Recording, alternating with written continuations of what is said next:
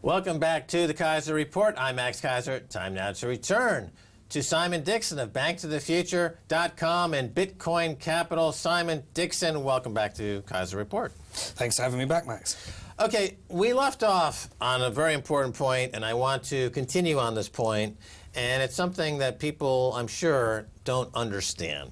When you give your money to a bank, and we're talking about Bitcoin, cryptocurrency, Banks of the Future, Startcoin, but on the bigger picture, I want to reiterate this very key point. When you give your money to the bank, you cease being the owner of that money. Talk about it. Absolutely. That's exactly what happens as soon as you deposit in a bank. They become the legal owner of the money. If you don't believe it, ask the people in Cyprus, and that's where we left off, because they actually had, a real-life, modern-day case study of their money simply being confiscated to manage the risk that the banks had taken because they did excessive financial speculation. Right now, we're seeing something similar in Greece. The depositors in Greece are being told that one of the reasons they should lay down and let the Troika have their way with them is that the ECB and the German banks can simply come in and take their deposits because they own them. Absolutely, and one of the most interesting things to look at in the world right now is if you look at Iceland versus Greece.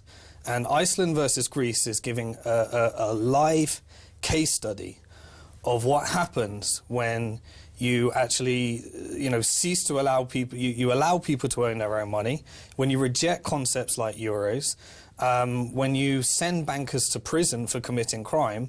In Iceland, they've come along and said, hold on, the banks came to this country and they started creating money as deposits when they were issuing loans. And that is actually an illegal counterfeit. And now what they're actually doing is they're taking the executives of the banks and they're holding them accountable for counterfeiting the nation's currency. And that's how they're describing their crimes. Absolutely. Counterfeiting the nation's currency. And the bankers will say, no, it's called fractional reserve banking. No, it's called counterfeiting. Yeah, in the UK, we call that money. That's what we spend every day. The money on deposit at your bank only exists if you've got a positive balance in your online banking.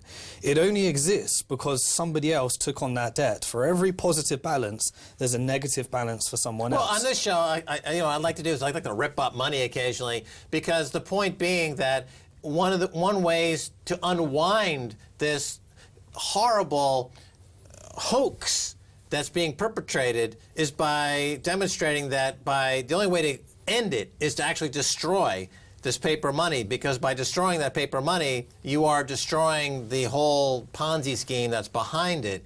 And so by destroying the paper money, you're actually increasing the value of stuff that would go up in value that has intrinsic worth, like cryptocurrency, like a Bitcoin, like a Startcoin. The fiat currency is a debt-based currency. The more you spend, the more debt's created. Every time you spend $1, essentially, the Bank of England gives one of their crony friends 1,000. I mean, that's another way to look at it. You spend your $1, you go to work, you earn a pound, you go to Topshop or some other store in the UK, you spend your pound, you've increased the debt load in this country by that much, actually a lot more because of the leverage, 1,000 times. So to make up the balance, the Bank of England gives a rich guy 1,000 pounds. Essentially, when you look at the mechanics of what's actually happening behind the scenes, that's the end result. There's a few more complications in it. Yeah, but that's what happens. The more you spend, the richer the rich get, and the poorer you get, because the purchasing power is always going down. And that's exactly what we've seen over the decades. If you want evidence of that, just look in the real world right now. That's exactly what we're seeing, because what's happening is banks have this ability to create money, so they're creating money every time they issue a loan.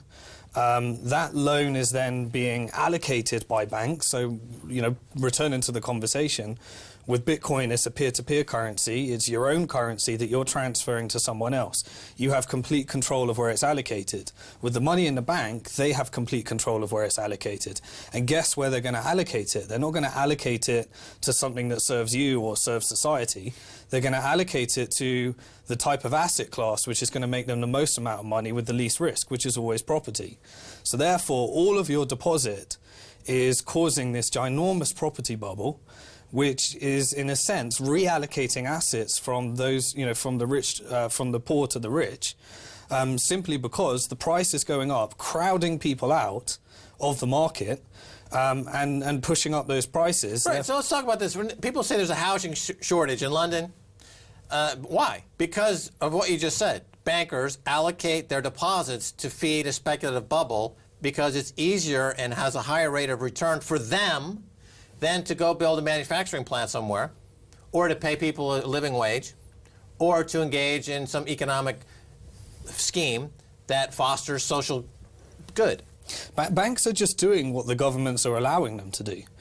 Banks are just doing what's right by their shareholders, which is trying to make as much money, extract as much money out of the economy and put it onto the bank's balance sheet so that they can pay their bonuses and dividends to shareholders. Right, but the way Osborne or Cameron or the mainstream media in this country portrays it, that there's a huge demand for property, the prices are skyrocketing, and that has absolutely nothing to do with the fact that banks themselves are essentially in a vendor financing scheme.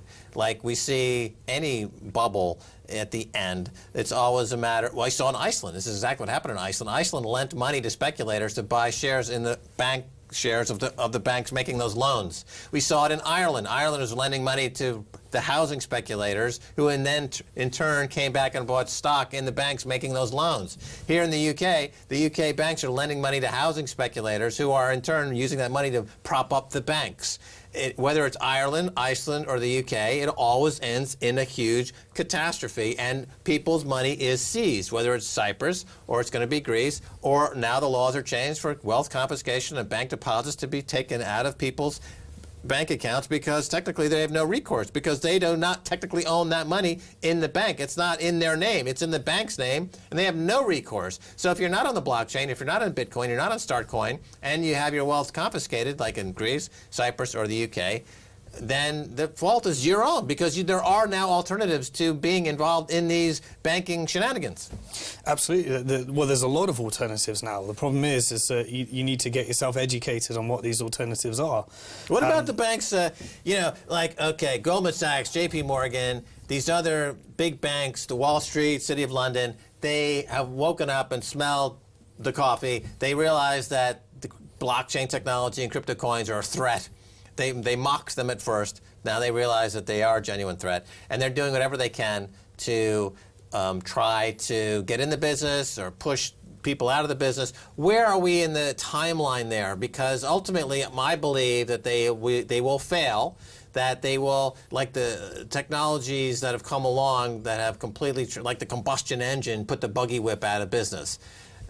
They never came back. Crypto coins are putting the way banks are doing business completely out of business. They're never going to come back. But are they going to be effective in fighting this threat to them? What do you think is going to happen? So there's a couple of points there. The first one is that if they get involved in funding these businesses, then I believe that they're following a Google strategy. The Google strategy is acquire anything that's a threat to you and put it to bed and eliminate it. So if these Bitcoin startups and these companies that are becoming significant, if they start taking banking money and banking investment, then I believe that they're setting themselves up for, in the next 3 years, just to be eliminated, bought out, and put to bed. What about the situation with Ripple? Ripple recently, which is it's not a mined currency, it's pre-mined currency. They use it in the banking industry to transfer funds. Then in the U.S., they decided to slap them with a $700,000 fine, and because it is a centralized operation, they had to pay that fine, and then they started to attack Ripple. So Ripple is a currency that goes against the ethos of Bitcoin, and they've paid the price now. And that brings really nicely into the second point. The second point is what currencies like Ripple are doing, and what the financial institutions that all have cryptocurrency innovation departments right now, is they're all taking this concept that works off decentralized, i.e. rather than one person owning this whole network called Bitcoin, it's owned by hundreds of thousands of people, all computers all around the world, where there's no one point of failure that can be corrupted and attacked and hacked. With the banks, what they're doing is they're taking that concept and saying, well, we need to own it all. So they're taking the blockchain and saying, well, we want to own it all. We want to centralize it. And essentially all they're doing is taking the most incredible innovation that we've seen since the internet and stripping out a lot of its security benefits and essentially just creating a database across all the different banks. So the innovation that can come from that, yes, there's you know, the worst thing that could happen with this whole experiment is if all it did was made a cheaper way of banks transferring value to each other. And never passing on the savings. Yeah, and never passing on the savings. And all we've done is increase their bonuses and pushed up the Ponzi scheme. Well, this is what's further. great about Bitcoin Capital, because we're carving out a space that will expand. So the greater, by the rate at which Bitcoin Capital, the fund, expands, means that is the private banks that are in the legacy businesses are going to have to shrink. Same thing with Startcoin, same thing with BnkToTheFuture, StartJoin, our crowdfunding platform. So the more these grow, it pushes out the kleptocrats and the banking charlatans. And I think that's one of the greatest goals of this fund, is that the greater it increases in size, it means that it's kind of a zero-sum game. It kind of pushes out the JP Morgans and the Goldman Sachs to the extent that it can grow. Yeah, so one of the things that we're really focusing on building and investing in is the infrastructure that allows a business, a blockchain business, a crypto business, a Startcoin business, a Bitcoin business, or whatever currency business to scale and get access to funding that they need without having to necessarily touch any of the traditional players. That's really walk important. us through that. We got about a minute and a half. Walk us through the steps. Okay, so you're a startup, you need funding, you got an idea, you can stick it on StartJoin, a crypto crowdfunding platform. You can accept fiat for those who aren't. You can come along and you can flash out your idea, you can raise a bit of money, and at this point you haven't had to sell any shares because the idea might be a bit early or it's not ready for investors yet, and you can get it started. You can come to BnkToTheFuture at that point. If you qualify, if you're ready, you're investment ready, you're ready to sell shares, then you can sell shares to the crowd, you can do equity crowdfunding, you can raise, you know, there's companies that we're starting to get in the millions now, so we're starting to touch upon the venture capital space.